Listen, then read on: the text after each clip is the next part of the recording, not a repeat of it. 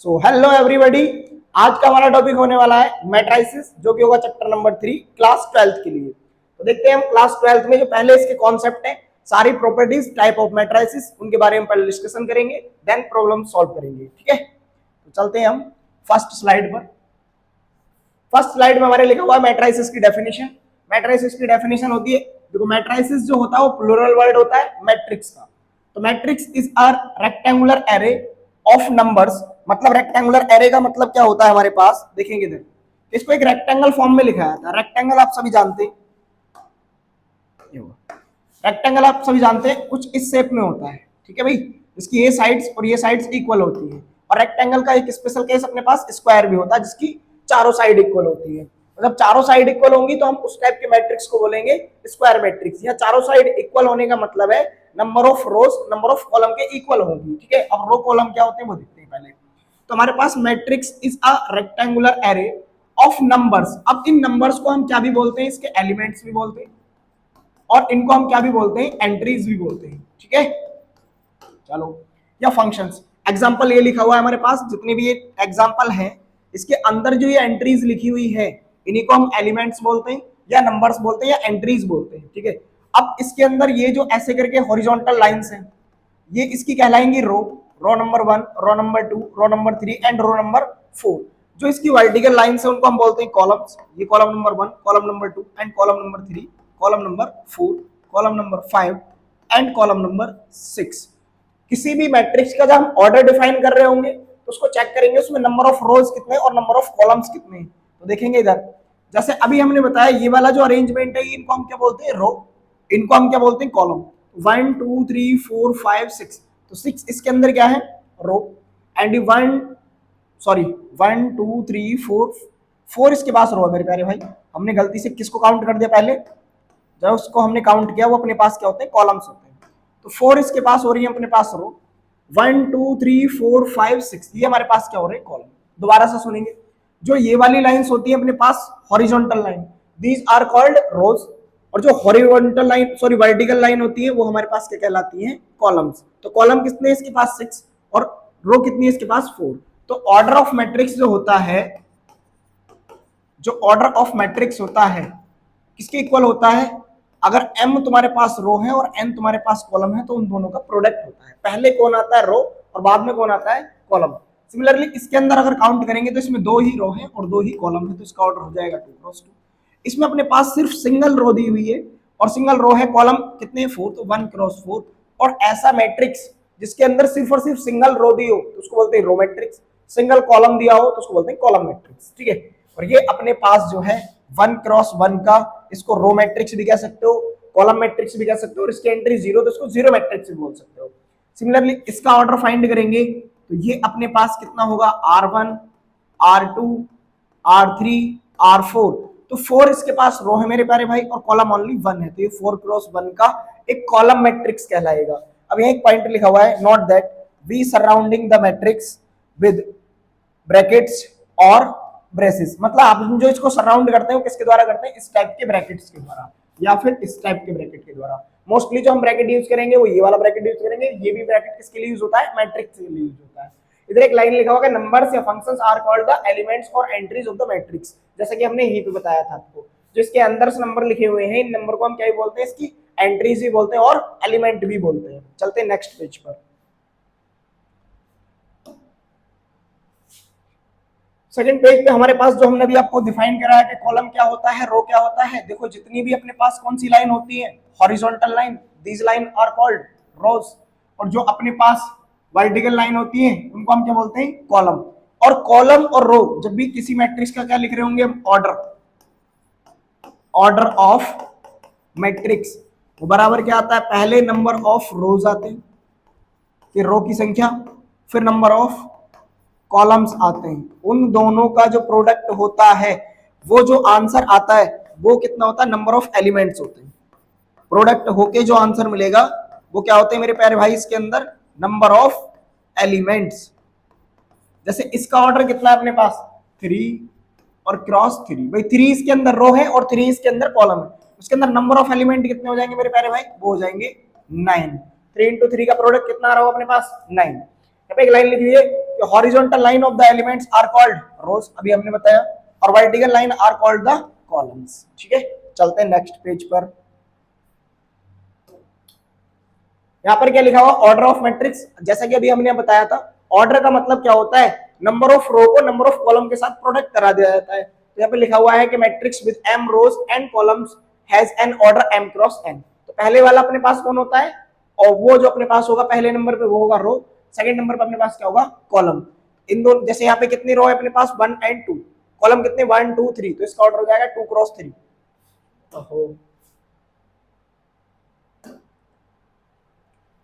एक मिनट रुकेंगे भाई, इसका ऑर्डर कितना हो जाएगा 2 क्रॉस 3। सिमिलरली यहाँ पे देखेंगे इसमें कितनी रो है अपने पास 1 2 3, तो 3 रो है तो 3 पहले आएगा, कॉलम कितने 2, तो यहाँ पे आ जाएगा 3 क्रॉस 2। ऐसे इसको चेक करेंगे, इसमें कितनी रो है 3, कॉलम कितने वो भी 3, तो इसका फिर ऑर्डर हो जाएगा 3 क्रॉस 3। ठीक है, चलते हैं नेक्स्ट स्लाइड पे।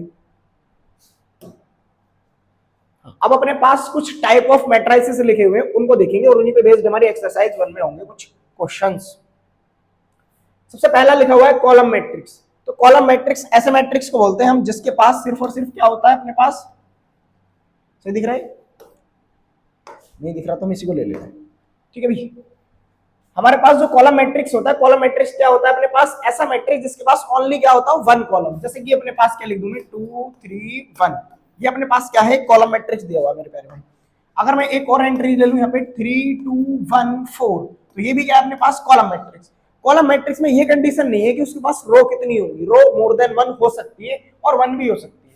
जैसे मैंने अगर ये लिख दिया तो उसके पास सिर्फ 1 रो है 1 कॉलम है, तो ये कॉलम मैट्रिक्स के साथ साथ रो मैट्रिक्स भी होता है। बट ये जो अपने पास बना है, जो मैंने 2 3 1 करके एंट्रीज यहाँ पे लिखी है, इसके पास कितनी रो है 3, कॉलम कितने 1, और यहाँ पे भी कितनी रो है इसके पास 4, कॉलम कितने 1। तो ऐसे मैट्रिक्स जिसके पास ओनली 1 कॉलम हो उसको बोलते हैं कॉलम मैट्रिक्स, ओनली 1 रो हो तो कहलाता है रो मैट्रिक्स। ठीक है, तो ये एग्जांपल हो गया इसका, आगे चलेंगे। रो मैट्रिक्स सिमिलरली आप देख सकते हैं जिसके पास सिंगल रो हो मोर देन 1 कॉलम। इससे आगे चलेंगे। अब हमारे पास आता है स्क्वायर मैट्रिक्स। जैसे स्क्वायर होता है उसकी सारी साइड इक्वल होती है, ठीक है भाई, चारों साइड्स क्या होती है क्वाड्रिलेटरल की इक्वल, तो ऐसे क्वाड्रिलेटर को हम क्या नाम देते हैं, स्क्वायर नाम देते हैं। तो ऐसे ही हमारे पास स्क्वायर मैट्रिक्स ऐसा मैट्रिक्स होता है जिसके पास number of rows number of column के इक्वल होते हैं। तो यहाँ पे देखेंगे इसमें कितने रो हैं 3 और कॉलम भी कितने 3, तो ऐसे मैट्रिक्स को हम क्या नाम देंगे मेरे प्यारे भाई, स्क्वायर मैट्रिक्स। आप डेफिनेशन देखना चाहते हो तो एक बार देख लो, a matrix in which a matrix in which the number of rows are equal to the number of columns is said to be a square matrix. Thus an m cross n matrix is said to be a square matrix if and only if m equal to n. ठीक है, तो ये easy सा था, आगे चलते हैं। अब आया डायगोनल मैट्रिक्स। देखो स्पेशल केस है, इसी पे बेस्ड मेरे प्यारे भाई बहुत सारे हम टाइप पढ़ेंगे डायगोनल मैट्रिक्स में। डायगोनल मैट्रिक्स होता है, देखो ये जो एंट्रीज लिखी हुई है ना, इन एंट्रीज को छोड़कर, और इसको हम बोलते हैं मेन डायगोनल। क्या होता है ये मेरे प्यारे भाई, मेन डायगोनल। अब हम आपको एक बात बताएंगे, किसी मैट्रिक्स का जब हम फॉर्मेशन करते हैं, सपोज दैट हमने एक 3 क्रॉस 3 का मैट्रिक्स लिखा, तो उसके एंट्रीज को कुछ इस टाइप से रिप्रेजेंट किया जाता है, A11 A12 A13। इसका मतलब फर्स्ट रो का फर्स्ट एलिमेंट, फर्स्ट रो का सेकंड एलिमेंट। ये हम कौन से में चल रहे हैं, रो नंबर 1, कॉलम नंबर कौन सा है दूसरा, कॉलम नंबर कौन सा तीसरा। ऐसे लिखेंगे सेकंड रो का फर्स्ट एलिमेंट, सेकंड रो का सेकंड एलिमेंट, सेकंड रो का third element, and third row का फर्स्ट एलिमेंट, थर्ड रो का second element, and third row का थर्ड एलिमेंट। तो इसका ऑर्डर बना 3 क्रॉस 3। ठीक है मेरे प्यारे भाई। अब मेरे पास जहां पर भी ये नंबर दोनों बराबर होते हैं, देखो इनको हम रिप्रेजेंट करते हैं जनरली ए आई जे से। आई जहां रिप्रेजेंट कर रहा होता है रो को, और जे जहां रिप्रेजेंट कर रहा होता है कॉलम्स को। ठीक है मेरे प्यारे भाई। तो मेरे पास जब आई जे के इक्वल होता है, देखो आई कहां पर है जे के इक्वल, ये A11 होगा, ये A22 होगा, ये A33 होगा। तो these entries are non zero, other entries rest entries are zero. तो such type of matrix is known as diagonal matrix. अब आप कहोगे क्या ये भैया सारी एंट्री नॉन जीरो होना जरूरी है, क्या ये जीरो अपने पास डायगोनल मैट्रिक्स है, यस ये भी अपने पास क्या होगा, एक डायगोनल मैट्रिक्स ही होगा। ठीक है, तो डायगोनल मैट्रिक्स की डेफिनेशन क्या होती है, a diagonal matrix is a square matrix in which only the diagonal elements are non zero. सिर्फ और सिर्फ डायगोनल की एंट्रीज क्या होती है उसकी नॉन जीरो, रेस्ट एंट्रीज क्या होती है जीरो होती है। अच्छा ऐसे यहाँ पे लिखा हुआ है एक आइडेंटिटी मैट्रिक्स, आइडेंटिटी मैट्रिक्स को रिप्रेजेंट करते हैं हम आई से, तो और वो भी क्या होता है एक diagonal matrix in which all diagonal element are one. यहां पर कंडीशन है सिर्फ और सिर्फ डायगोनल एंट्रीज क्या होनी चाहिए उसकी वन, जैसे कि 1 0 0 0 1 0 0 0 1। यहां पर सारी की सारी डायगोनल एंट्री क्या आ रही है वन, रेस्ट एंट्रीज क्या है जीरो। तो such type of matrix is known as identity matrix. अब ये आइडेंटिटी मैट्रिक्स होता है 3 क्रॉस 3 का, तो इसको रिप्रेजेंट करते हैं I3 से। सिमिलरली एक मैट्रिक्स और बनाएंगे, ये होता है अपने पास 2 क्रॉस 2 का, तो इसको डिनोट करते हैं अपने पास I2 से। एक फर्स्ट ऑर्डर का होता है वो होता है I1, उसको लिखते हैं हम ओनली 1 एंट्री से। अब अगर हम आपको n क्रॉस n ऑर्डर का एक मैट्रिक्स बताएं तो वो होता है आइडेंटिटी में 1 0 0, थोड़ा सा नीचे ले लेते हैं इसको, 1 0 0 डॉट डॉट डॉट ऐसे करके 0, फिर 0 1 0 डॉट डॉट डॉट आगे जाके 0, ऐसे सिमिलरली नीचे की तरफ पैटर्न चलता चला जाता है। और यहाँ सारी एंट्री 0 0 0 0 और रेस्ट एंट्री लास्ट में आके आती है 1। तो ऐसी एंट्रीज जिसमें सिर्फ और सिर्फ डायगोनल एंट्रीज क्या आ रही हो 1 और रेस्ट एंट्री क्या आ रही हो 0, और वह मैट्रिक्स क्या होना चाहिए square matrix, number of row number of column के इक्वल होना चाहिए। तो ऐसे मैट्रिक्स को हम क्या नाम देते हैं identity matrix. Most of the matrix जो अपने पास होते हैं, मोस्टली जितने मैट्रिक्स होते हैं जो स्पेशल टाइप में आते हैं वो सबके सब क्या होते हैं स्क्वायर मैट्रिक्स होते हैं। ठीक है मेरे प्यारे भाई, चलते हैं नेक्स्ट पे।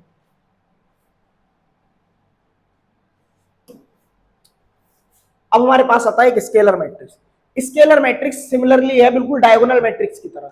डायगोनल मैट्रिक्स में अपने पास क्या था कि जो डायगोनल एंट्रीज थी वो नॉन जीरो थी, रेस्ट एंट्री जीरो थी। अब यहां पर जो डायगोनल है उस डायगोनल के अंदर सारी की सारी एंट्री जो है वो नॉन जीरो के साथ साथ सेम होनी चाहिए, सेम होनी चाहिए। देखेंगे ध्यान से, यहाँ पे क्या लिखा है, a diagonal matrix in which all the diagonal element are equal to a scalar, वो सारे के सारे इक्वल हो और स्केलर हो। स्केलर मतलब कांस्टेंट नंबर होता है से के, जैसे कि हम उसको के कह सकते हैं, के का वैल्यू 2 3 4 5 6 कुछ भी हो सकता है। मान लो हमने के का वैल्यू 2 रख दिया तो यहाँ पे सिर्फ और सिर्फ 2 2 आएगा। अगर मैं इससे अलग कोई और एग्जांपल आपको ले लूं,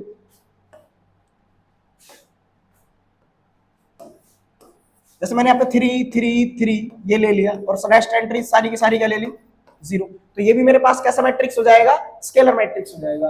और ये भी अगर मेरे पास भाई मैं ऐसे लिख दूं तो ये 2 क्रॉस 2 का क्या हो जाएगा स्केलर मैट्रिक्स हो जाएगा। तो आई होप आपको स्केलर मैट्रिक्स भी समझ में आया होगा।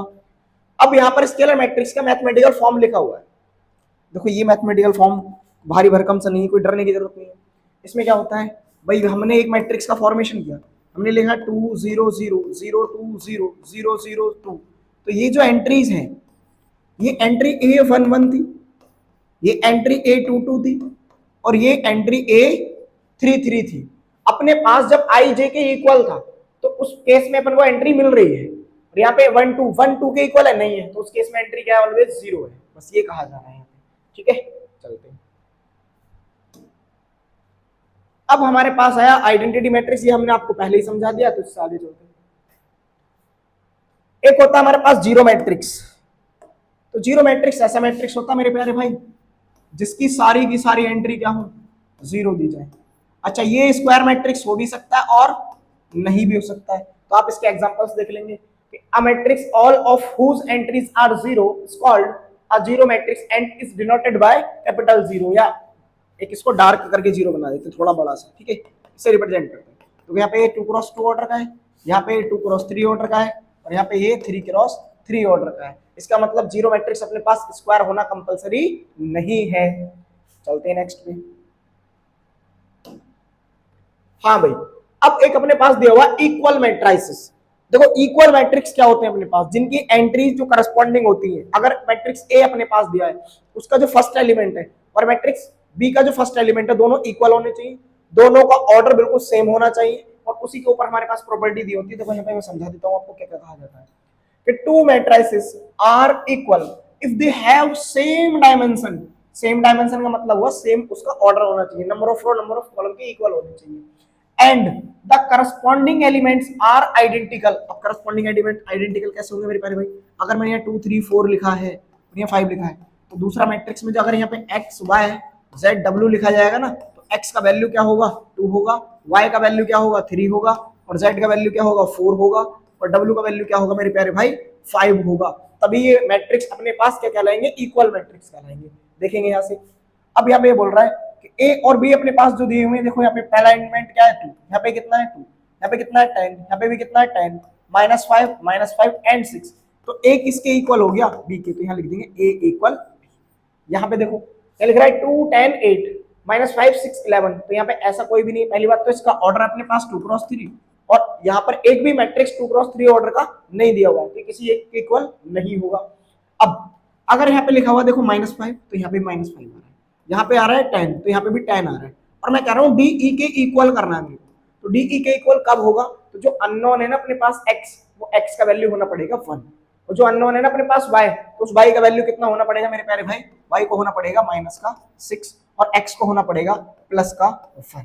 ठीक है, चलो चलते हैं नेक्स्ट क्वेश्चन पे। यहाँ पे ये एंट्री जो मैंने आपको समझाया वही लिखा हुआ है, ठीक है, आगे देखते हैं। अब हमारे एक्सरसाइज के क्वेश्चंस आ गए, और एक्सरसाइज के क्वेश्चंस को सॉल्व करना स्टार्ट करते हैं। बोला इन द मैट्रिक्स ए, एक मैट्रिक्स दिया हुआ है, कितने ऑर्डर का मेरे प्यारे भाई, 3x3 का। ऑर्डर आपको समझ में आ गया होगा अच्छे से। अब बोल रहा है right the order of the matrix, लो भाई ऑर्डर ऑफ मैट्रिक्स कितना आ गया 3x3। Number of element product करके जो आंसर आए वो नंबर ऑफ एलिमेंट होते हैं, तो 3 × 3 कितना आएगा 9, काउंट कर लो 1 2 3, सॉरी अपन ने 3x3 नहीं मेरे प्यारे भाई, 3 तो अपने पास रो है, कॉलम कितने 1 2 3 4 कॉलम है इसके अंदर, तो हम क्या लिखेंगे यहाँ पे 4, और ऑर्डर आएगा इसका 3x4। So number of element इसके अंदर कितने आ जाएंगे 12 आ जाएंगे, काउंट कर लो 1 2 3 4 5 6 7 8 9 10 11 12, ठीक है। अब आ जाते हैं मेरे पास, ये बोल रहा है राइट द एलिमेंट, ये जो लिखे हुए ना ये पूछ रहा है कि A1 3 बताइए, A2 1 बताइए, A3 3 बताइए, A2 4 बताइए एंड A2 3 बताइए। तो ये जो एंट्रीज अपने पास लिखी हुई है ना A1 3, 1 3 का मतलब होता है फर्स्ट रो में थर्ड एलिमेंट काउंट करो, फर्स्ट रो मेरे पास ये होती है, इसका थर्ड एलिमेंट कौन है की, तो 19 आंसर हो जाएगा। अब यहाँ पे बोल रहा है सेकंड रो का फर्स्ट एलिमेंट, सेकंड रो ये है, फर्स्ट एलिमेंट भी ये है 35। थर्ड रो का थर्ड एलिमेंट, थर्ड रो है ये 1 2 3, थर्ड एलिमेंट होगा -5। सिमिलरली A2 4, देखो पहला वाला रिप्रेजेंट करेगा रो को और लास्ट वाला बताएगा उसकी पोजीशन, तो यहाँ पर सेकंड रो में फोर्थ नंबर पे चले जाओ 1 2 3 4, तो आ जाएगा 12। A2 3 का मतलब है सेकंड रो में थर्ड एलिमेंट पे चले जाओ, सेकंड रो में 1 2 3, तो कितना आ जाएगा 5/2, ठीक है। तो ये भी आपको समझ में आ गया होगा, बहुत इजी पीजी सा क्वेश्चन था अपने पास। चलते मेरे प्यारे भाई नेक्स्ट पर। अब बोला जा रहा है if a matrix has 24 elements what are the possible order it can have. अगर अपने पास एक मैट्रिक्स के अंदर 24 एलिमेंट है, उसका ऑर्डर जो भी रहा हो पॉसिबल, भाई 24 की पॉसिबिलिटी क्या क्या है जो प्रोडक्ट करके 24 बने, वो कहना चाह रहा है। बोला what if it has 13 element, तब क्या होगा भाई, अगर एक मैट्रिक्स ए है उसके पास 24 एलिमेंट है तो पॉसिबल ऑर्डर क्या होगा, 24 किन किन की प्रोडक्ट करके बनता वो निकालना है। 13 है तो 13 कब बनेगा, तो 13 प्रोडक्ट से कैसे बनता वो निकालना है। जैसे कि अभी मैंने एक मैट्रिक्स लिया, अभी लिखा 2 3 4 5, तो 2x2 आया, इसका ऑर्डर आया 4, तो जो अपने पास 4 बना इसके अंदर एंट्री कितनी थी 4, यहाँ से पता चल रहा है जो ऑर्डर का प्रोडक्ट करके आ रहा है। तो इस टाइप से एक मैट्रिक्स के अंदर जो टोटल नंबर ऑफ एलिमेंट है ना वो 24 है, तो 24 को ऐसे ब्रेक करो, इसके फैक्टर करने तुमको एक टाइप से, तो ये 24 क्या हो सकता है 24 × 1 हो सकता है, फिर कितना हो सकता है 1 × 24 हो सकता है, फिर कितना हो सकता है 4 × 6 हो सकता है, और 6 × 4 हो सकता है, 8 × 3 हो सकता है, 3 × 8 हो सकता है। इससे अलग अपने पास कोई और पॉसिबिलिटी नहीं बनेगी, दैट्स वाई अपने पास क्या होगा, और एक और रह जाएगा, हाँ सॉरी, हाँ 12 अपने पास रह गया, बिल्कुल सही, यहाँ पे आएगा 12 × 2। अब 12 × 2 लिखेंगे तो 2 × 12 भी आएगा, तो इसके पॉसिबल ऑर्डर बनेंगे 2, 12 या 12, दूसरा आएगा 24, 1 एंड 1, 24, ये आएगा 4, 6 या 6, 4, या आएगा मेरे प्यारे भाई 8, 3, 3, 8। तो इसके पॉसिबल ऑर्डर क्या क्या बने, पॉसिबल ऑर्डर का मतलब जिनकी प्रोडक्ट 24 आ रही हो, 2x12 मतलब 2 रो हो और 12 क्या होने चाहिए कॉलम, 12 रो हो 2 कॉलम हो सकते हैं, 24 रो हो 1 कॉलम हो सकता है, ठीक है। ऐसे करके अपने पास पॉसिबल ऑर्डर है। अच्छा दूसरी बात, जब हम 13 के लिए बात करेंगे तो 13 क्या है मेरे प्यारे भाई, प्राइम नंबर है। ऐसी मैं आपसे बोल दूं एक 5 ऑर्डर का है, मतलब 5 एलिमेंट है, एक के अंदर 7 एलिमेंट है, एक के अंदर 11 एलिमेंट है, तो इन सबके जो पॉसिबल ऑर्डर है ना वो सिर्फ यही हो सकते हैं। जैसे इसका हो सकता है 5 इंटू 1 1 इंटू 5, इसका हो सकता है 7 इंटू 1 1 इंटू 7, इसका हो सकता है 11 इंटू 1 1 इंटू 11, सिमिलरली इसका हो सकता है 13 इंटू 1 एंड 1 इंटू 13। क्योंकि मेरे प्यारे भाई प्राइम नंबर को डिवाइड करने वाला नंबर या तो 1 होता है या वो सेल्फ नंबर होता है, इसलिए इसके दो ही पॉसिबल ऑर्डर हो सकते हैं जब वो प्राइम नंबर के रूप में आ रहा हो उनके टोटल नंबर ऑफ एलिमेंट की संख्या या नंबर। ठीक है, तो यहाँ पे अपने पास 13 क्रॉस 1 और 1 क्रॉस 13 क्या हो जाएगा, इसका आंसर हो जाएगा। चलते हैं नेक्स्ट क्वेश्चन पे।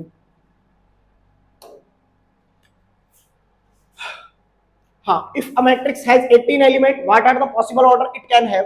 अब हमारे पास सिमिलरली क्वेश्चन दिया हुआ है पहले वाले की तरह, हमने यहाँ 18 लिखा, पहला तो वही 18 इंटू 1 आ जाएगा, 1 इंटू 18 आ जाएगा, फिर 9 इंटू 2 आ जाएगा, और 2 इंटू 9 आ जाएगा, 6 इंटू 3 आ जाएगा, और 3 इंटू 6 आ जाएगा। तो ये जितने भी पॉसिबल ऑर्डर है इन सबकी मल्टीप्लाई करके अपन को कितना मिल रहा है, 18 मिल रहा है। अब क्या इनसे अलग कोई और पॉसिबल है, नहीं है पॉसिबल, तो यही अपने पास क्या हो जाएंगे, आंसर्स हो जाएंगे। और 5 हमने आपको बता ही दिया, 5 प्राइम नंबर है मेरे प्यारे भाई, तो 5 की पॉसिबिलिटीज क्या हो सकती है, 5 क्रॉस 1 एंड 1 क्रॉस 5। चलते हैं नेक्स्ट क्वेश्चन पे। अब हमारे पास कंस्ट्रक्ट करना है 2 क्रॉस 2 का मैट्रिक्स, और उसके लिए जो एंट्रीज के लिए रूल है वो नीचे दिया हुआ है। देखो रूल कैसे दिया हुआ है भाई, ए आई जे दिया हुआ है आई प्लस जे का होल स्क्वायर और अपॉन 2। जब मैं 2 क्रॉस 2 के मैट्रिक्स का फॉर्मेशन करूंगा तो मेरे को क्या पता है कि 2 क्रॉस 2 का मैट्रिक्स मेरे पास ऐसे होता है, A11 A12 A21 A22। तो मैं A11 निकाल रहा हूं, इसका मतलब मैं I को भी 1 पुट कर रहा हूं, J को भी 1 पुट कर रहा हूं। तो मैं अगर I equal 1 and J equal 1 रखता हूं तो A11 कितना मिलेगा, तो बनेगा 2, 2 का स्क्वायर आएगा 4, 4 बाय 2 तो कितना आएगा 2। फिर मैं रख रहा हूं I को 1 और J को 2, तो A12 मिलेगा, 1 और प्लस 2 कितना हो जाएगा 3, 3 का स्क्वायर अपॉन में आएगा 2, तो ये आएगा 9 बाय। ऐसे ही मैं यहाँ पे करूंगा A21 करूंगा तो I को 2 रख दूंगा और J को क्या रख दूंगा 1, दोनों को ऐड करूंगा फिर से क्या आ जाएगा 9 अपॉन 2। अब मैं रखूंगा A22 तो मैं I को भी 2 रखता हूं और J को भी 2 रखता हूं, तो बनेगा 2 प्लस 2 4, 4 का स्क्वायर आएगा 16 और 16 अपॉन 2 कितना आएगा 8।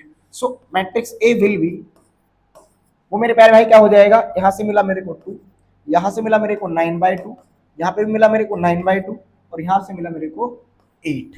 ठीक है, तो जो ऐसा मैट्रिक्स होता है जिसकी डायगोनल एंट्री अलग और यहाँ जो A12 है वही A21 होता है, तो ऐसे मैट्रिक्स को हम सिमेट्रिक मैट्रिक्स बोलते हैं, वो आगे चल के पढ़ रहे होंगे।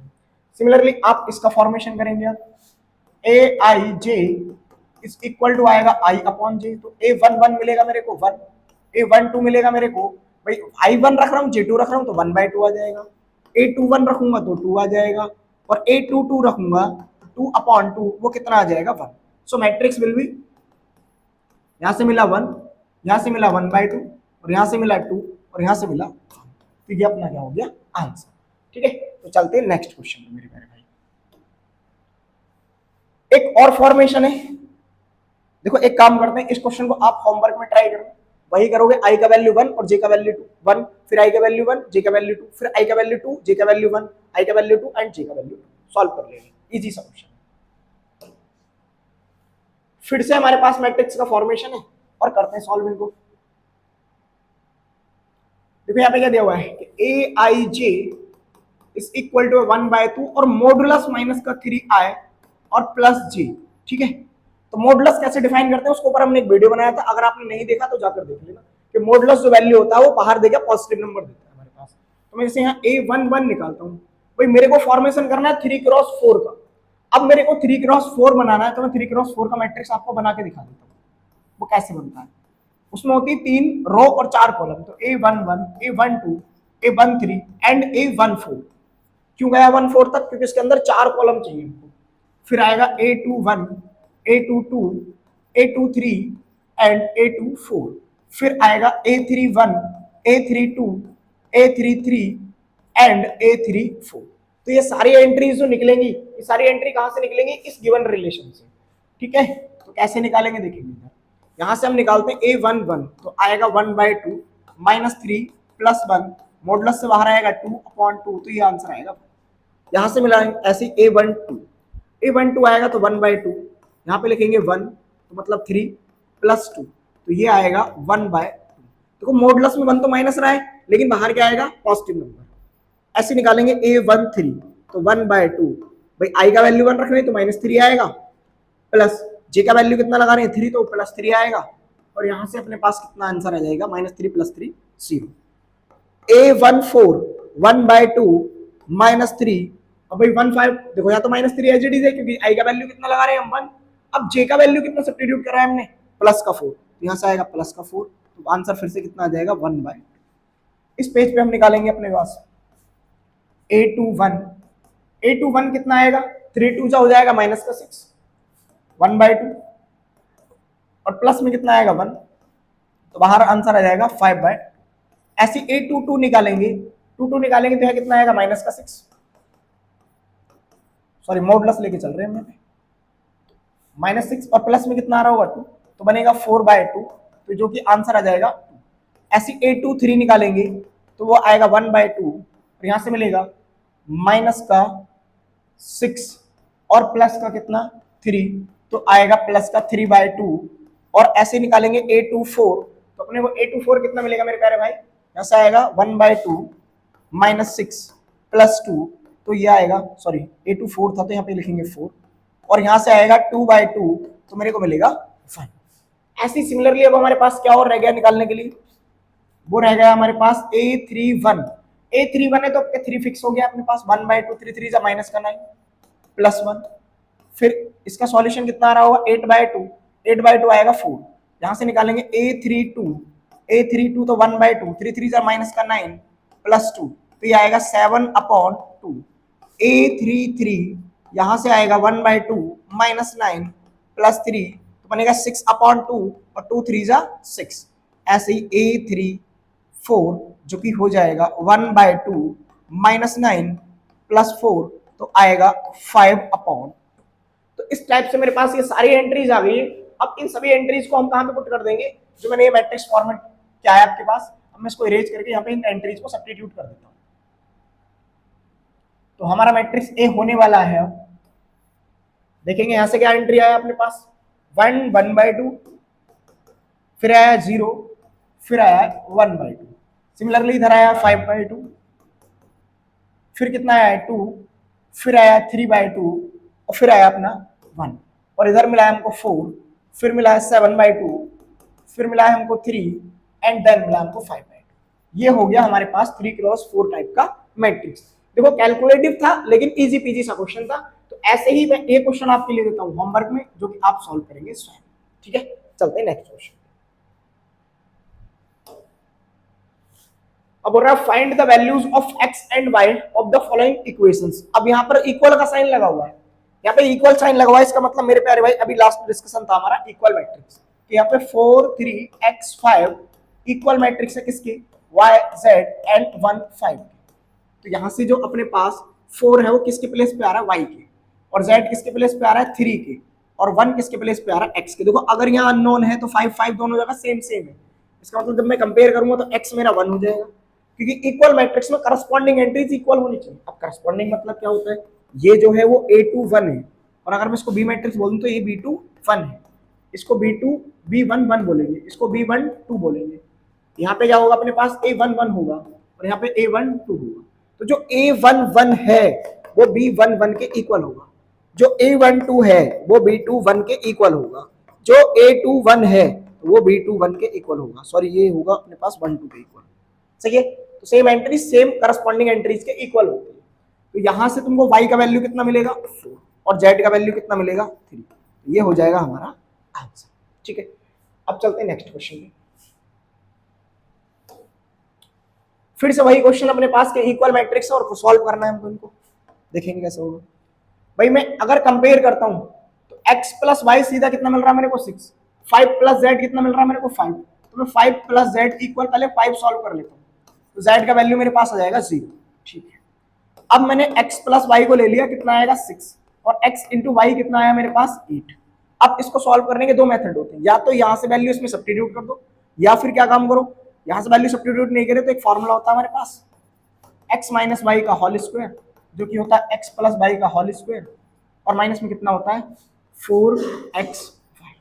ठीक है, तो यहां से मैं दोनों कॉन्सेप्ट अगर लगाता हूँ, एक्स माइनस वाई का whole square, x plus y का होल स्क्वायर कितना 36 माइनस 4 × 8, कितना आएगा 36 माइनस 32, जो कि आ जाएगा 4। एक्स माइनस वाई इक्वल आएगा 4, तो एक्स का होल स्क्वायर 4। सो एक्स माइनस वाई हम अगर पॉजिटिव में ले ले तो कितना आएगा प्लस का 2, और मैं अगर x प्लस वाई को कितना लिख रहा हूँ मेरे प्यारे भाई 6, और x माइनस वाई को कितना लिख रहा हूँ 2, दोनों को ऐड करूंगा तो ये कैंसिल आउट हो जाएगा, यहाँ से 2x का वैल्यू आएगा 8, तो x का वैल्यू कितना आ जाएगा 4, और अगर x का वैल्यू 4 है तो 4 × y कितना है 8, 4 2 जा 8, तो y का वैल्यू कितना आ जाएगा मेरे प्यारे भाई। ठीक है, तो इस टाइप से हमारे पास x y z तीनों जो मिले, x हमारे पास कितना आया, x हमारे पास आया 4, y हमारे पास कितना आया है 2, और z हमारे पास कितना आया है 0। तो ये हो जाएगा इस टाइप से इस क्वेश्चन का सॉल्यूशन। चलते हैं नेक्स्ट क्वेश्चन पे। अब हमारे पास देखो इस क्वेश्चन को करने का एक आसान सा तरीका बताते हैं हम आपको, नीचे से करना स्टार्ट करेंगे। हमको जो दिया हुआ है यहाँ पे y plus Z x plus Z ये सब वैल्यूज दी हुई है, तो पहली कंडीशन तो मेरे पास x plus y plus z बराबर कितना दिया हुआ है 9, और मेरे पास दिया हुआ है x प्लस जेड बराबर कितना दिया हुआ है 5। एक काम तो ये कर सकता हूँ मैं कि दोनों को सब्ट्रैक्ट कर दूं, x प्लस जेड से x प्लस जेड गायब हो जाएगा, मेरे को y मिल जाएगा, या फिर इस x प्लस जेड का इतने का वैल्यू मेरे पास यहाँ पे रखूंगा तो कितना रखूंगा 5, तो y प्लस 5 इक्वल कितना आएगा 9, सो y कितना आ जाएगा 4 आ जाएगा। ठीक है, अगर y 4 आ जाएगा तो हमारे पास y प्लस जेड कितना मेरे प्यारे भाई 7, तो z आ जाएगा 7 माइनस 4, तो अपने पास z का वैल्यू आ जाएगा प्लस का 3। अब ऐसे जैसे हमको z का वैल्यू मिल गया तो हम z और y प्लस z का अपने पास वैल्यू कितना दिया हुआ है मेरे प्यारे भाई 7, तो यहां से मैं x प्लस 7 इक्वल क्या लिख सकता हूँ 9, तो x का वैल्यू मिल जाएगा मेरे को।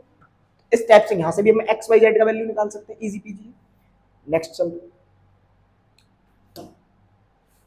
अब हमारे पास बोल रहा है कि find the values of A B C from the equation, यहाँ पे एबीसी का वैल्यू निकालना है, फिर से वही इक्वल मैट्रिक्स के कॉन्सेप्ट पे बना हुआ क्वेश्चन।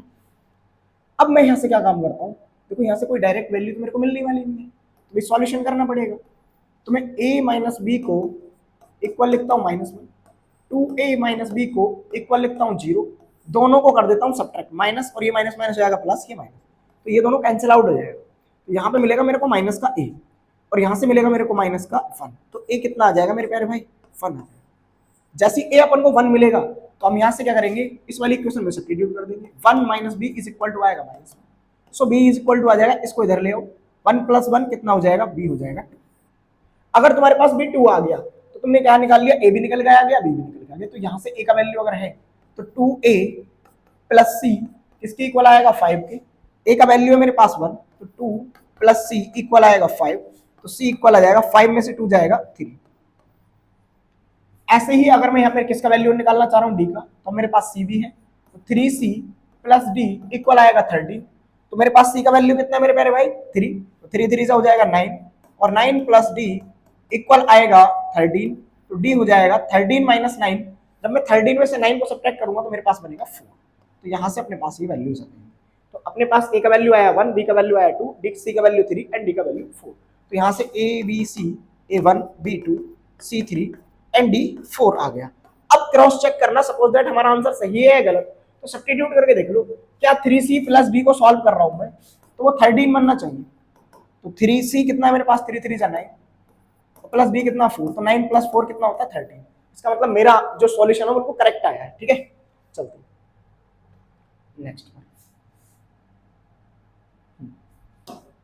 नेक्स्ट क्वेश्चन हमसे बोल रहा है कि एक matrix A I J M cross N है, वो उसको स्क्वायर मैट्रिक्स बोल सकते हैं। भाई स्क्वायर मैट्रिक्स क्या हो सकता है मेरे प्यारे भाई, हमने सबसे पहले स्क्वायर मैट्रिक्स का मतलब बताया था कि जिसके अंदर number of rows number of column के इक्वल हो। अगर एक कोई मैट्रिक्स है एम क्रॉस एन ऑर्डर का है तो एम अलग है एन अलग है, लेकिन अगर मुझे उसका स्क्वायर मैट्रिक्स बनाना है तो एम को किसके इक्वल होना पड़ेगा, उसको होना पड़ेगा मेरे प्यारे भाई एन के equal. For square matrix, for square matrix जो मैं अगर स्क्वायर मैट्रिक्स की बात करता हूं मेरे प्यारे भाई, तो मेरा m जो है ना वो n के इक्वल होगा, तो m इक्वल n कहां पे है, ऑप्शन ओनली यही राइट है। ठीक है, तो इस टाइप से कुछ एक और क्वेश्चन बचा हुआ है हमारे पास, इसको भी सॉल्व कर लेते हैं, ये एमसीक्यूज है हमारी इस एक्सरसाइज की। बोला which of the given values of x and y make the following pair of matrices equal. बोल रहा है अपने पास एक्स वाई की किस वैल्यू के लिए जो पेयर ऑफ ए मैट्रिक्स है, पेयर ऑफ मैट्रिक्स मतलब दो मैट्रिक्स जो है वो इक्वल बन जाती है। अब इक्वल कब बनेंगे मेरे प्यारे भाई, जब करस्पॉन्डिंग एंट्रीज इक्वल आ रही। जैसे यहाँ पे 3x+7 है और यहाँ पे कितना है 0, तो x का क्या वैल्यू लगाऊं कि मैं इस एक्सप्रेशन की वैल्यू 0 आ जाए। तो मैं x का ऐसा क्या वैल्यू सब्स्टिट्यूट करता हूँ, मैं यहाँ से रख के देख लेता हूँ। अगर मैं यहाँ रख रहा हूँ 3 इंटू -1/3 प्लस 7, क्या ये 0 बन रहा है? ये आ रहा है मेरे पास -1 + 7। तो मेरे प्यारे भाई ये तो 0 नहीं बना, इसका मतलब ये तो ऑप्शन हो जाएगा रॉन्ग, नॉट पॉसिबल फाइंड से पहले अभी चेक कर लेते क्या ये पॉसिबल है या नहीं। तो अगर मैं x का वैल्यू 3 इंटू -2/3 लगाता हूं प्लस 7, तो अपने पास यहां से एक काम करते हैं, इतना बड़ा ना करके हम जैसे सॉल्व करते हैं वही कर लेते हैं, बराबर बराबर सॉल्व कर लेते हैं। देखो कैसे करेंगे, मैंने यहां से y+1 पकड़ा, इजी है, y+1 पकड़ूंगा कितना आएगा 8, सो y का वैल्यू कितना आ जाएगा 7। ऐसा कौन सा ऑप्शन है y का वैल्यू 7 दे रहा है? एक ही ऑप्शन है जहां y का वैल्यू 7 आ रहा है। अब आप कहोगे भैया x का वैल्यू भी निकाल के ले मेरे भाई, मैंने ले लिया 2 - 3x, किसके इक्वल लिया 4 की, तो 3x इक्वल कितना आएगा, इसको इधर लाके सब्ट्रैक्ट कर दो माइनस का 2, तो x का वैल्यू आएगा -2/। ठीक है भाई, तो ऑप्शन नंबर क्या हो गया, सी हमारा राइट हो गया अपने पास। ठीक है,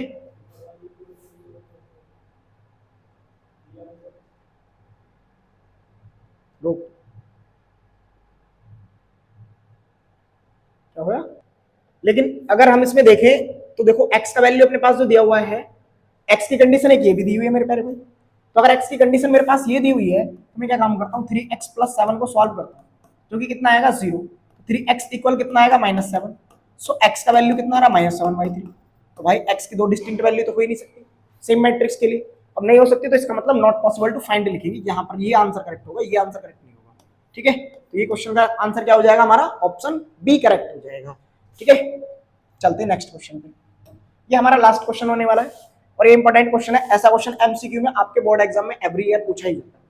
तो ये कह रहे हैं कि number of possible matrix of order 3x3 with entry 0 and 1। एक 3x3 ऑर्डर का अपने पास मैट्रिक्स है और 0 और 1 उसकी एंट्री है, तो कितनी एंट्री है 0 और 1, 2 एंट्री है। तो यहाँ पे लिखेंगे 2 की पावर, ऑर्डर कितना उसका 3x3, तो 2 की पावर जो ऑर्डर आया वो आया 9 और 9 को सॉल्व करने पे मिलता है 512। तो आंसर हमारा हो जाएगा ऑप्शन नंबर डी। ठीक है, तो इस टाइप से हमने एक्सरसाइज 1.1 का 3.1 का कंप्लीट सॉल्यूशन पढ़ा और उसमें जितने भी कॉन्सेप्ट थे उनके बारे में डिस्कशन किया। तो अब हम लेकर आएंगे एक्सरसाइज 3.2 का सॉल्यूशन विद कॉन्सेप्ट, तो बने रहिए हमारे साथ। Thank you, bye bye, take care.